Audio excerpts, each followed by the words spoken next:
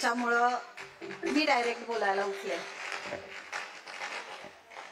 विधानसभेच्या निवडणुका चालू आहेत। या निवडणुकीच्या प्रचारार्थ आज कावणे येथे आपली निर्धार सभा पार पडत आहे। मला कल्पना आहे तुम्ही सगळेजण खूप उशिरापासून इथे थांबलेला आहात माझी वाट बघत, पण इलेक्शनचा काळ आहे, सगळीकडे थोडा थोडा वेळ देत यायचा असतो, मागे पुढे वेळ होत असते, पण मनापासून दिलगिरी व्यक्त करायची आहे की मला यायला उशीर झाला।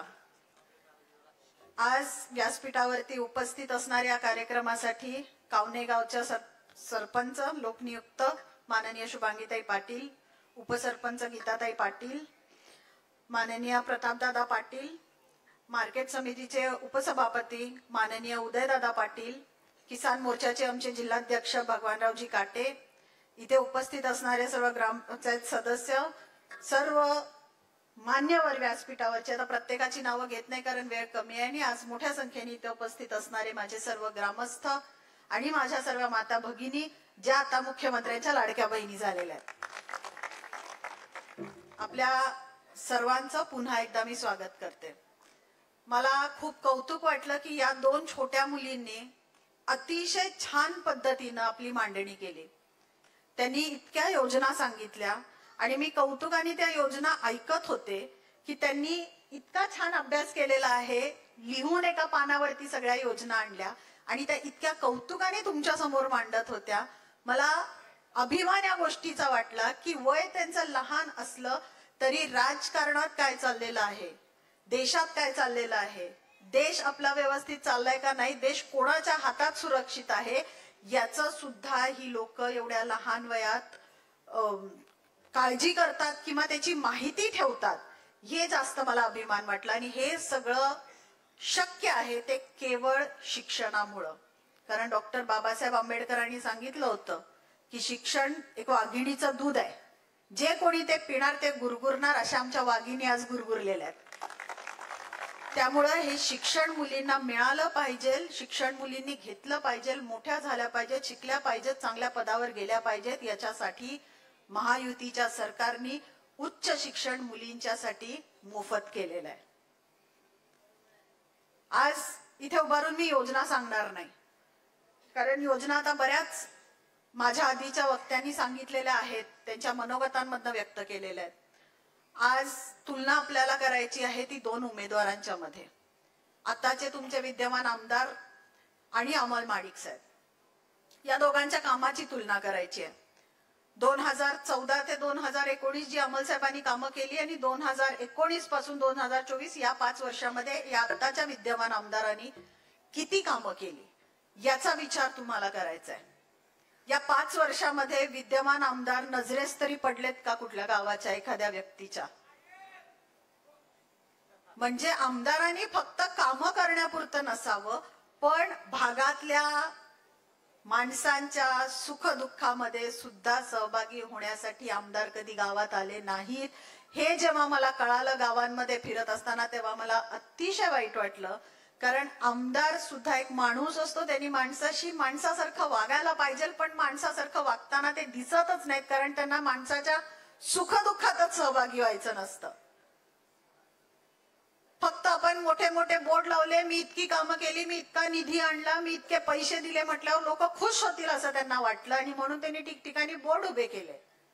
त्यांना वाटलं एक स्कॅन कोड देऊया, एवढी टेक्नॉलॉजी ग्रामीण भागातल्या लोकांना येणार नाही, त्यांच्याकडे मोबाईल नसतील कदाचित स्कॅन करायला, आपण फक्त मोठा आकडा लिहायचा आणि स्कॅन कोड छोटा द्यायचा, पण लोक त्यांच्यापेक्षा हुशार निघाली। लोकांनी खरंच स्कॅन करून बघितलं की नक्की कामं तरी काय झाले त्या गावामध्ये, नक्की गावातलेच धरलेत काय।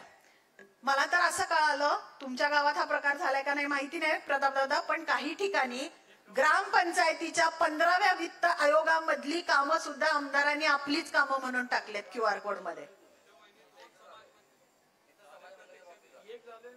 असं सांगितलंय। त्याच्यामध्ये किती मोठी फसवणूक आहे ही जनतेची, ते तर सोडा।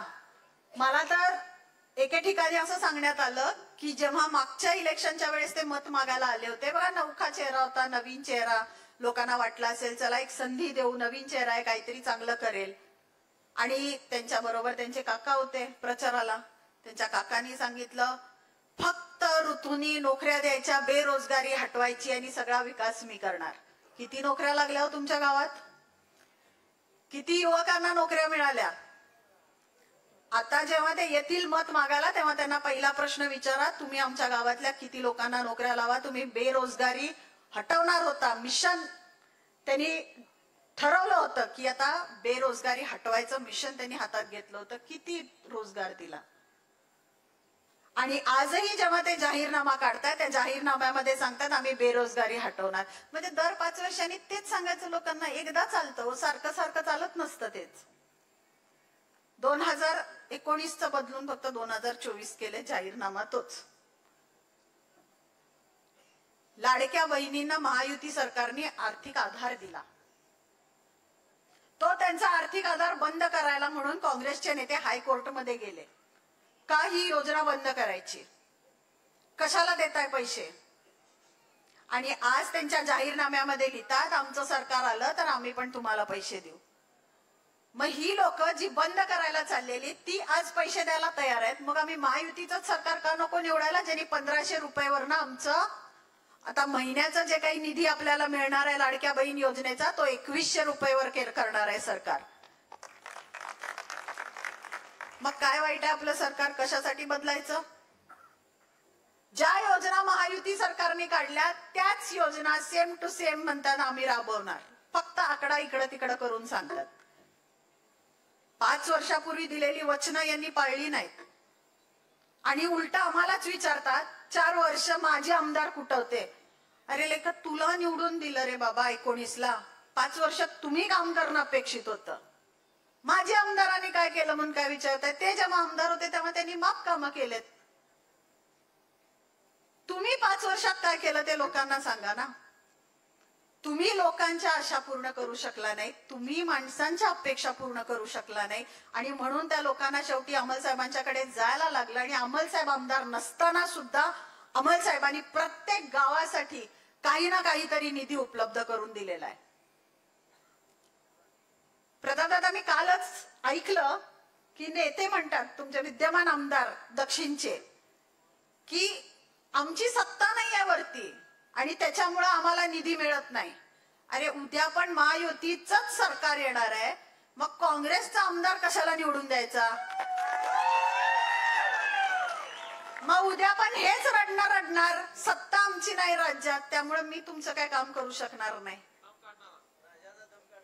मग जर उद्या राज्यात महायुतीचंच सरकार येणार आहे तर आपल्याला महायुतीचाच आमदार इथून निवडून द्यायला पाहिजे का नाही? का परत ते रडगाणं तुम्ही ऐकणार आहे?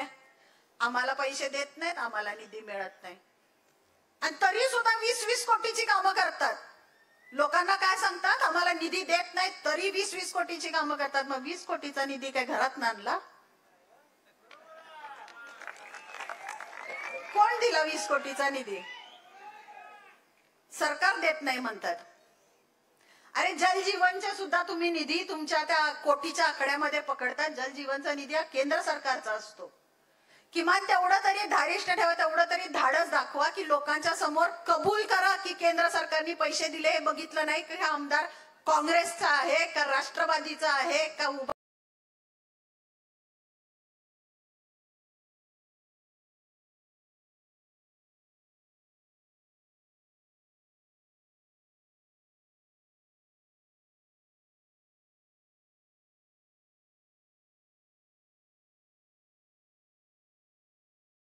विरोधी पक्षाचा नेता आहे का आपल्या भाजपचा नेता आहे का आपल्या पक्षाचा नेता आहे हे सरकारने केंद्र सरकारने बघितलं नाही. पाणी ही आवश्यक गोष्ट आहे, माणसाची दुसरी जीवनदायिनी आहे आणि ती प्रत्येकापर्यंत पोहोचलीच पाहिजे. प्रत्येक माणसाला 7 दिवस 24 तास पाणी मिळालं पाहिजे या उद्देशाने ही योजना आणली आणि ती योजना तुमच्यापर्यंत पोहोचवण्याचं काम सरकारने केलं. पण ह्या काँग्रेसच्या नेत्यांना एकदा सुद्धा वाटलं का हो आभार मानावेत सरकारचे म्हणून? हे म्हणतात आमचा स्वार्थ नाही, आमचा स्वार्थ नाही निवडून येण्यामध्ये, आमचा स्वार्थ फक्त समाजसेवा करायचा आहे. मग समाजसेवा करायची आहे तर किती समाजसेवा केली? नोकऱ्या तर दिल्या नाहीत. किमान तुमच्या कॉलेजेसमध्ये किती फुकट शिक्षण दिलं? किती लोकांना, किती युवकांना, किती युवतींना फुकट शिक्षण मिळालं याचा सुद्धा कधी लेखाजोखा मांडा. तुम्हाला कधी वाटलं नाही की सरकारी कॉलेजेस यावेत म्हणून, सरकारी शिक्षण संस्था वाढाव्यात म्हणून तुम्हाला कधी वाटलं नाही? इतक्या वर्षामध्ये एक गव्हर्नमेंट कॉलेज तुम्ही आणलं जिथं मुलं फुकट शिकू शकतील? तुम्ही एक गव्हर्नमेंटचं हॉस्पिटल उभं केलं जे सीपीआर आहे. काही झालं तरी सर्वसामान्य माणूस पहिला सीपीआरला जातो, जाता का नाही सीपीआरला? ते सीपीआर हॉस्पिटल तरी तुम्ही अद्ययावत करावं, तिथं चांगले इन्स्ट्रुमेंट्स द्यावे. काही अशा गोष्टी केल्या? ते म्हणतात 2.5 वर्ष आमचा आमदारकीचा काळ जो आहे तो कोरोनामध्ये गेला. मला आठवण करून देऊ देत, प्रतापदादा, याच कोल्हापूरच्या जिल्हा परिषद मध्ये महाविकास आघाडीची सत्ता असताना 35 कोटी रुपयांचा घोटाळा सुद्धा यांनीच केलेला आहे.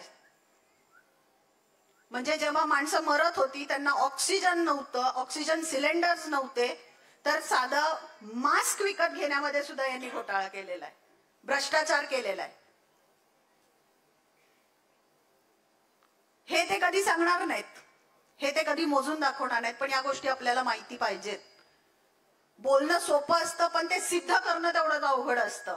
आणि म्हणून जेव्हा त्यांचे QR कोड लागले तेव्हा आम्ही सुद्धा दुसरे बोर्ड लावले. तुमच्याच गावातले सगळे जे काही रस्ते झाले नाहीत, जे काही गटर झाल्या नाहीत, जिथं जिथं कचरे होते त्याचे बोर्ड लावले आणि आम्ही स्पष्ट लिहिलं हा खरा दक्षिणचा प्रॉब्लेम आहे.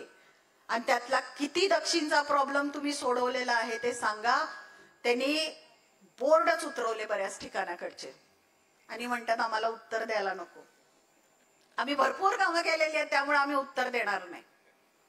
अरे पण सर्वसामान्य माणूस प्रश्न विचारतोय ना. त्यांनी जर तुम्हाला विश्वासाने मतदान टाकलेलं आहे, तुमच्यावरती विश्वास ठेवलेला आहे, तर तुम्ही त्या सर्वसामान्य माणसाच्या प्रत्येक प्रश्नाला उत्तरदायित्व आहात. तुम्ही त्यांना पूर्णपणे त्यांना उत्तर देणं अपेक्षित आहे. आज तुम्ही त्यांना विचारा, तुम्ही म्हणताय गावामध्ये मी रस्ते केले, कुठे दिसतात तो रस्ते? कुठं झाले हो गावामध्ये काम? मी या गावामध्ये इतके वेळा येऊन गेले, मला प्रत्येक वेळेस आल्यावरती महिला म्हणतात तेवढं वहिनी पाण्याचं तेवढं बघा, रस्ते जरा व्यवस्थित करायला सांगा. 2014 नंतर परत काय कामच झालं नाही भागात. आणि ही व्यथा फक्त आपली नाही आहे बरं का, ही व्यथा शहराची सुद्धा आहे. जी काही गावं शहरातली जे काही प्रभाग आपल्या दक्षिण मतदारसंघामध्ये येतात तिथल्या सुद्धा ह्याच व्यथा आहेत. रस्ते नाही, गटर्स नाही, कचरा उचललेला नाही. बर, दक्षिणचा आमदार ह्यांचाच, उत्तरचे आमदार त्यांचेच होते, महापालिकेवरती सत्ता यांचीच, बऱ्याचशा ग्रामपंचायतींवरती यांचाच सरपंच. आणि तरी सुद्धा म्हणतात, तरी सुद्धा हे रस्त्यासाठी आंदोलन करायला बसतात. म्हणजे मग विरोधकांच्यासाठी काय काम सोडतात का नाहीत? सत्ताधारी बी हेच आणि विरोधकाची भूमिका बी हेच करतात. असं कसं चालेल? हा कुठंतरी लेखाजोखा त्यांनी लोकांच्या समोर मांडला पाहिजे. लोकांनी हे प्रश्न विचारले पाहिजेत. तुम्ही जी आम्हाला 2019ला आश्वासनं दिली त्यापैकी तुम्ही किती पूर्ण केली? आणि आता जेव्हा तुम्ही म्हणताय की आम्ही उद्या महिलांच्या खात्यावरती पैसे जमा करणार, तर 65 वर्ष काँग्रेसनी जेव्हा महाराष्ट्रावरती राज्य केलं तेव्हा 65 रुपये का बरं खात्यामध्ये जमा केले नाहीत?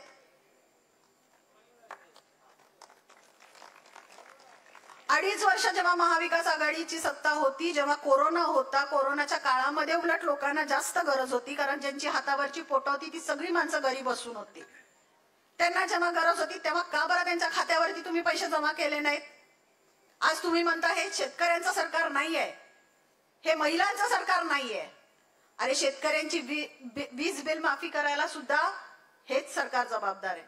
त्या सरकारने बिल माफी केलेली आहे. जे 12,000 रुपये आजपर्यंत सन्मान निधीचे येत होते ते वाढवून जर आपलं सरकार आलं तर 15,000 रुपये करण्याचं आश्वासन आपल्याला महायुती सरकारने दिलेलं आहे.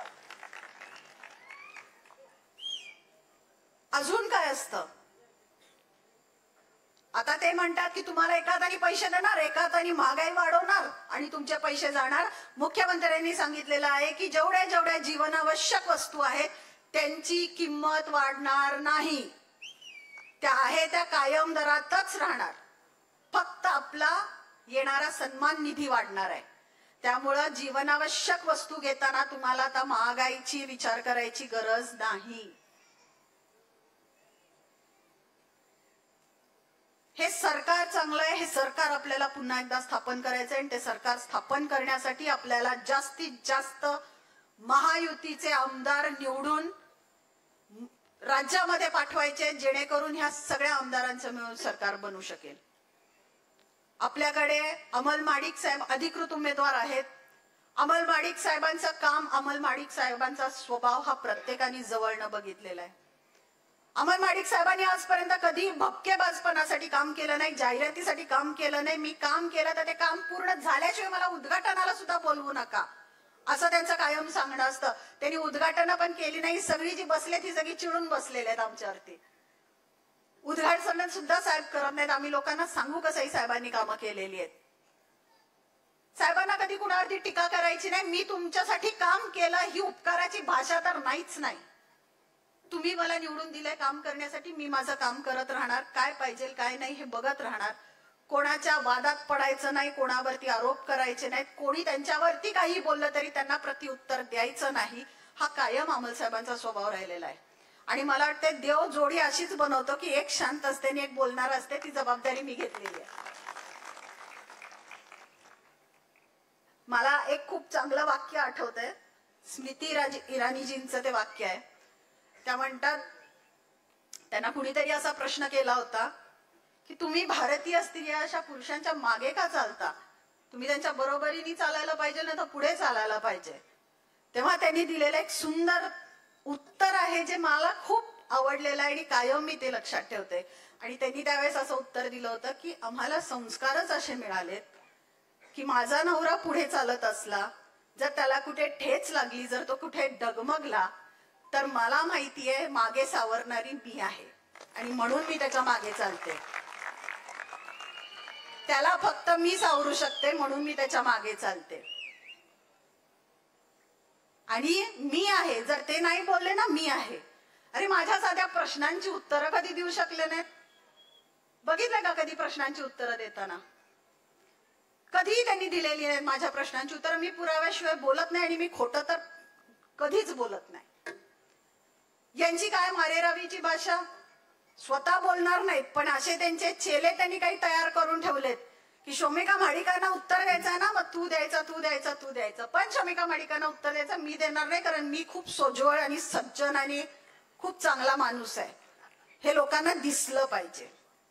पण तुम्ही जर सज्जन आहात, तुम्ही चांगले आहात, तर एखाद्या स्त्रीला बोलत असताना तुमच्या व्यासपीठावरती जर एखादा व्यक्ती त्या स्त्रीचा जर अनादर करून बोलत असेल तर तुम्हाला सज्जन कसं म्हणावं?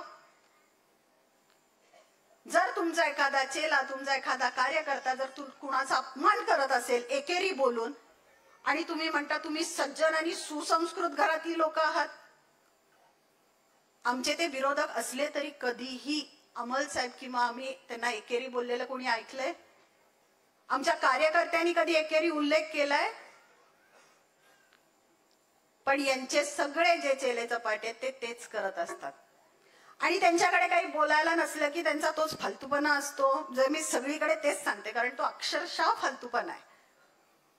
ते व्हॉट्सअपवरनं काहीतरी फिरवायचं, काहीतरी गाणी लावायची, हे एवढंच ते करू शकतात, कारण तेवढीच त्यांची विचार करण्याची क्षमता आहे. त्यांना बाकी काय फार लोकांना मोठं होऊन द्यायचं नाहीये, तेवढंच ठेवायचंय लोकांना.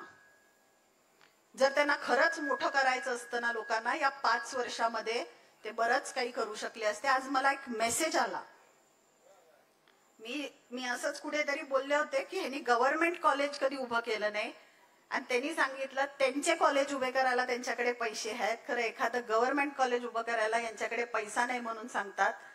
आम्हाला राज्यातनं पैसा मिळत नाही, केंद्रातनं पैसा मिळत नाही म्हणतात. मग यांची कॉलेजेस कशी उभी राहतात?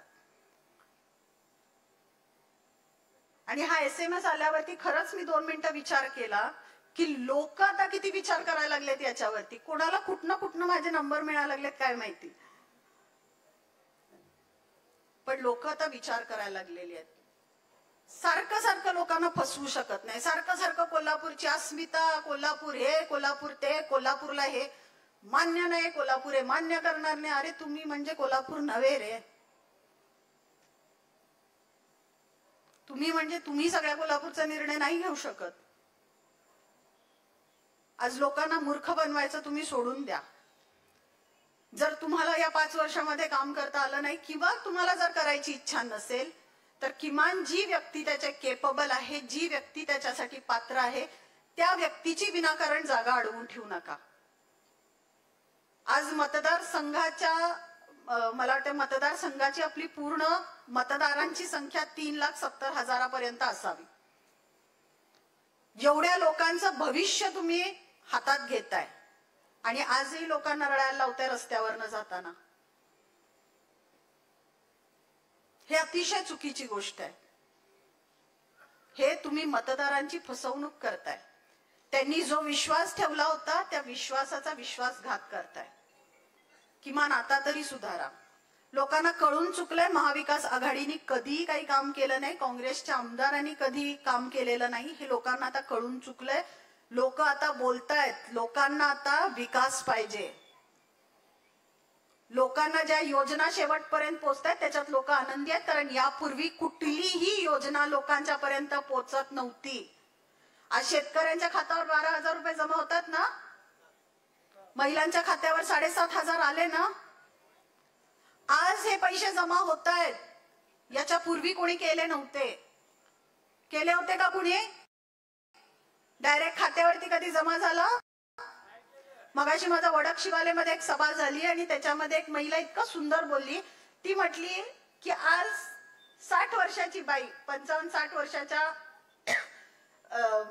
वयातली बाई सुद्धा आज बँकेत जाते, बँकेचे व्यवहार करते. यापूर्वी बँक काय होती तिला माहित नव्हतं, पण मोदींनी जनधन खातं उघडायला कशासाठी लावलंय आता तिला कळलं असेल की पैसे येणार होते त्या खात्यामध्ये. आज ती बाई सक्षमपणे बँकेचे व्यवहार करते. हाच तो आत्मविश्वास. आणि ज्यांनी आपल्याला आत्मविश्वास दिला, जे आपल्या कठीण काळामध्ये आपल्या सोबत कायम उभे राहिले, ज्याचं आपण खातो त्याचं गायला पाहिजे का नाही. आणि म्हणून मला असं वाटतंय की येणारी 20 तारीख जी आहे ती अत्यंत महत्वाची आहे. अत्यंत महत्वाचा निर्णय त्या दिवशी तुम्ही सगळे घेणार आहात.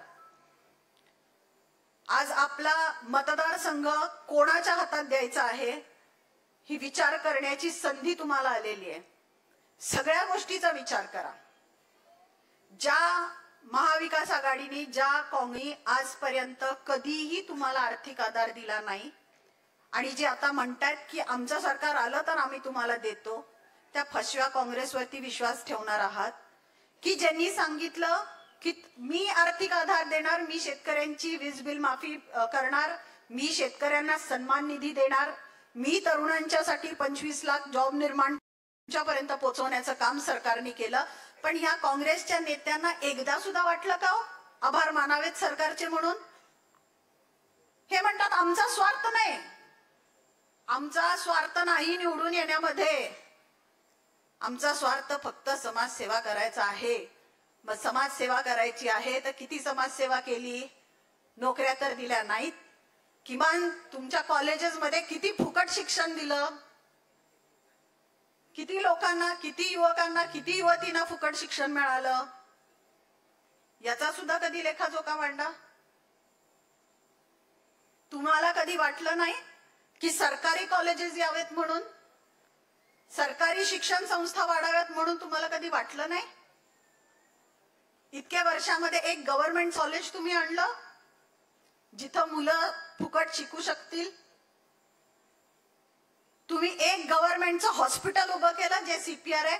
काही झालं तरी सर्वसामान्य माणूस पहिला सीपीआरला जातो. जाता का नाही सीपीआरला? ते सीपीआर हॉस्पिटल तरी तुम्ही अद्ययावत करावं, तिथं चांगले इन्स्ट्रुमेंट्स द्यावे. काही अशा गोष्टी केल्या? ते म्हणतात 2.5 वर्ष आमचा आमदारकीचा काळ जो आहे तो कोरोनामध्ये गेला. मला आठवण करून देऊ देत, प्रतापदादा, याच कोल्हापूरच्या जिल्हा परिषद मध्ये महाविकास आघाडीची सत्ता असताना 35 कोटी रुपयांचा घोटाळा सुद्धा यांनीच केलेला आहे. म्हणजे जेव्हा माणसं मरत होती त्यांना ऑक्सिजन नव्हतं, ऑक्सिजन सिलेंडर्स नव्हते, तर साधं मास्क विकत घेण्यामध्ये सुद्धा यांनी घोटाळा केलेला आहे, भ्रष्टाचार केलेला आहे. हे ते कधी सांगणार नाहीत, हे ते कधी मोजून दाखवणार नाहीत, पण या गोष्टी आपल्याला माहिती पाहिजेत. बोलणं सोपं असतं पण ते सिद्ध करणं तेवढंच अवघड असतं. आणि म्हणून जेव्हा त्यांचे QR कोड लागले तेव्हा आम्ही सुद्धा दुसरे बोर्ड लावले. तुमच्याच गावातले सगळे जे काही रस्ते झाले नाहीत, जे काही गटर झाल्या नाहीत, जिथं जिथं कचरे होते त्याचे बोर्ड लावले आणि आम्ही स्पष्ट लिहिलं, हा खरा दक्षिणचा प्रॉब्लेम आहे आणि त्यातला किती दक्षिणचा प्रॉब्लेम तुम्ही सोडवलेला आहे ते सांगा. त्यांनी बोर्डच उतरवले बऱ्याच ठिकाणाकडचे आणि म्हणतात आम्हाला उत्तर द्यायला नको. आम्ही भरपूर कामं केलेली आहेत त्यामुळे आम्ही उत्तर देणार नाही. अरे पण सर्वसामान्य माणूस प्रश्न विचारतोय ना. त्यांनी जर तुम्हाला विश्वासाने मतदान टाकलेलं आहे, तुमच्यावरती विश्वास ठेवलेला आहे, तर तुम्ही त्या सर्वसामान्य माणसाच्या प्रत्येक प्रश्नाला उत्तरदायित्व आहात. तुम्ही त्यांना पूर्णपणे त्यांना उत्तर देणं अपेक्षित आहे. आज तुम्ही त्यांना विचारा, तुम्ही म्हणताय गावामध्ये मी रस्ते केले, कुठे दिसतात तो रस्ते? कुठं झाले हो गावामध्ये काम? मी या गावामध्ये इतके वेळा येऊन गेले, मला प्रत्येक वेळेस आल्यावरती महिला म्हणतात तेवढं वहिनी पाण्याचं तेवढं बघा, रस्ते जरा व्यवस्थित करायला सांगा. 2014 नंतर परत काय कामच झालं नाही भागात. आणि ही व्यथा फक्त आपली नाही आहे बरं का, ही व्यथा शहराची सुद्धा आहे. जी काही गावं शहरातली जे काही प्रभाग आपल्या दक्षिण मतदारसंघामध्ये येतात तिथल्या सुद्धा ह्याच व्यथा आहेत. रस्ते नाही, गटर्स नाही, कचरा उचललेला नाही. बर, दक्षिणचा आमदार ह्यांचाच, उत्तरचे आमदार त्यांचेच होते, महापालिकेवरती सत्ता यांचीच, बऱ्याचशा ग्रामपंचायतींवरती यांचाच सरपंच, आणि तरी सुद्धा म्हणतात, तरी सुद्धा हे रस्त्यासाठी आंदोलन करायला बसतात. म्हणजे मग विरोधकांच्यासाठी काय काम सोडतात का नाहीत? सत्ताधारी बी हेच आणि विरोधकाची भूमिका बी हेच करतात. असं कसं चालेल? हा कुठंतरी लेखाजोखा त्यांनी लोकांच्या समोर मांडला पाहिजे. लोकांनी हे प्रश्न विचारले पाहिजेत. तुम्ही जी आम्हाला 2019ला आश्वासनं दिली त्यापैकी तुम्ही किती पूर्ण केली? आणि आता जेव्हा तुम्ही म्हणताय की आम्ही उद्या महिलांच्या खात्यावरती पैसे जमा करणार, तर 65 वर्ष काँग्रेसनी जेव्हा महाराष्ट्रावरती राज्य केलं तेव्हा 65 रुपये का बरं खात्यामध्ये जमा केले नाहीत?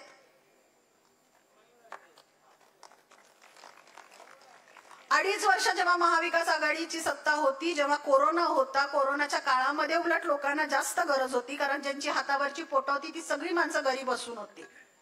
त्यांना जेव्हा गरज होती तेव्हा का बरं त्यांच्या खात्यावरती तुम्ही पैसे जमा केले नाहीत? आज तुम्ही म्हणता हे शेतकऱ्यांचं सरकार नाहीये, हे महिलांचं सरकार नाहीये. अरे शेतकऱ्यांची वीज बिल माफी करायला सुद्धा हेच सरकार जबाबदार आहे. त्या सरकारने बिल माफी केलेली आहे. जे 12,000 रुपये आजपर्यंत सन्मान निधीचे येत होते ते वाढवून जर आपलं सरकार आलं तर 15,000 रुपये करण्याचं आश्वासन आपल्याला महायुती सरकारने दिलेलं आहे. अजून काय असतं? आता ते म्हणतात की तुम्हाला एका हाताने पैसे देणार, एका हाताने महागाई वाढवणार आणि तुमचे पैसे जाणार. मुख्यमंत्र्यांनी सांगितलेलं आहे की जेवढ्या जेवढ्या जीवनावश्यक वस्तू आहेत त्यांची किंमत वाढणार नाही, त्या आहे त्या कायम दरातच राहणार. फक्त आपला येणारा सन्मान निधी वाढणार आहे. त्यामुळं जीवनावश्यक वस्तू घेताना तुम्हाला आता महागाईची विचार करायची गरज नाही. हे सरकार चांगलं आहे, हे सरकार आपल्याला पुन्हा एकदा स्थापन करायचंय आणि ते सरकार स्थापन करण्यासाठी आपल्याला जास्तीत जास्त महायुतीचे आमदार निवडून राज्यामध्ये पाठवायचे, जेणेकरून ह्या सगळ्या आमदारांचं मिळून सरकार बनू शकेल. आपल्याकडे अमल माडिक साहेब अधिकृत उमेदवार आहेत. अमल माडिक साहेबांचं काम, अमल माडिक साहेबांचा स्वभाव हा प्रत्येकाने जवळनं बघितलेला आहे.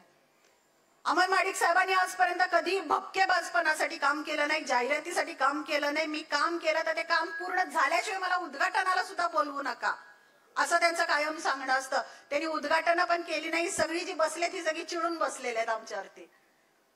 उद्घाटन सुद्धा साहेब करत नाहीत. आम्ही लोकांना सांगू कसंही साहेबांनी कामं केलेली आहेत. साहेबांना कधी कुणावरती टीका करायची नाही. मी तुमच्यासाठी काम केलं ही उपकाराची भाषा तर नाहीच नाही. तुम्ही मला निवडून दिलंय काम करण्यासाठी, मी माझं काम करत राहणार. काय पाहिजे काय नाही हे बघत राहणार. कोणाच्या वादात पडायचं नाही, कोणावरती आरोप करायचे नाहीत. कोणी त्यांच्यावरती काही बोललं तरी त्यांना प्रत्युत्तर द्यायचं नाही. हा कायम अमल साहेबांचा स्वभाव राहिलेला आहे. आणि मला वाटतं देव जोडी अशीच बनवतो की एक शांत असते आणि एक बोलणार असते. ती जबाबदारी मी घेतलेली आहे. मला एक खूप चांगलं वाक्य आठवतंय. स्मृती इराणीजींचं ते वाक्य आहे. त्या म्हणतात, त्यांना कुणीतरी असा प्रश्न केला होता की तुम्ही भारतीय स्त्रिया अशा पुरुषांच्या मागे का चालता? तुम्ही त्यांच्या बरोबरीने चालायला पाहिजे ना तर पुढे चालायला पाहिजे. तेव्हा त्यांनी दिलेलं एक सुंदर उत्तर आहे जे मला खूप आवडलेलं आहे आणि कायम मी ते लक्षात ठेवते. आणि त्यांनी त्यावेळेस असं उत्तर दिलं होतं की आम्हाला संस्कारच असे मिळालेत की माझा नवरा पुढे चालत असला, जर त्याला कुठे ठेच लागली, जर तो कुठे डगमगला, तर मला माहितीये मागे सावरणारी मी आहे आणि म्हणून मी त्याच्या मागे चालते. त्याला फक्त मी सावरू शकते म्हणून मी त्याच्या मागे चालते. आणि मी आहे, जर ते नाही बोलले ना मी आहे. अरे माझ्या साध्या प्रश्नांची उत्तरं कधी देऊ शकले नाहीत? बघितलं का कधी प्रश्नांची उत्तरं देताना? कधीही त्यांनी दिलेली नाहीत माझ्या प्रश्नांची उत्तरं. मी पुराव्याशिवाय बोलत नाही आणि मी खोटं तर कधीच बोलत नाही. यांची काय मारेरावीची भाषा, स्वतः बोलणार नाहीत पण असे त्यांचे चेले त्यांनी काही तयार करून ठेवलेत की शोमिका माडिकांना उत्तर द्यायचं ना, मग तू द्यायचं. पण शोमिका माडिकांना उत्तर द्यायचं मी देणार नाही, कारण मी खूप सोज्वळ आणि सज्जन आणि खूप चांगला माणूस आहे. हे लोकांना दिसलं पाहिजे. पण तुम्ही जर सज्जन आहात, तुम्ही चांगले आहात, तर एखाद्या स्त्रीला बोलत असताना तुमच्या व्यासपीठावरती जर एखादा व्यक्ती त्या स्त्रीचा जर अनादर करून बोलत असेल तर तुम्हाला सज्जन कसं म्हणावं? जर तुमचा एखादा चेला, तुमचा एखादा कार्यकर्ता जर कुणाचा अपमान करत असेल एकेरी बोलून, आणि तुम्ही म्हणता तुम्ही सज्जन आणि सुसंस्कृत घरातली लोक आहात.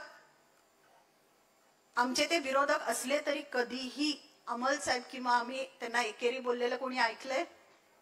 आमच्या कार्यकर्त्यांनी कधी एकेरी उल्लेख केलाय? पण यांचे सगळे जे चेले चपाटे ते तेच करत असतात. आणि त्यांच्याकडे काही बोलायला नसलं की त्यांचा तोच फालतूपणा असतो. जर मी सगळीकडे तेच सांगते, कारण तो अक्षरशः फालतूपणा आहे. ते व्हॉट्सअपवरनं काहीतरी फिरवायचं, काहीतरी गाणी लावायची, हे एवढंच ते करू शकतात. कारण तेवढीच त्यांची विचार करण्याची क्षमता आहे. त्यांना बाकी काय फार लोकांना मोठं होऊन द्यायचं नाहीये, तेवढंच ठेवायचंय लोकांना. जर त्यांना खरंच मोठं करायचं असतं ना लोकांना, या 5 वर्षामध्ये ते बरंच काही करू शकले असते. आज मला एक मेसेज आला. मी असंच कुठेतरी बोलले होते की ह्यांनी गव्हर्नमेंट कॉलेज कधी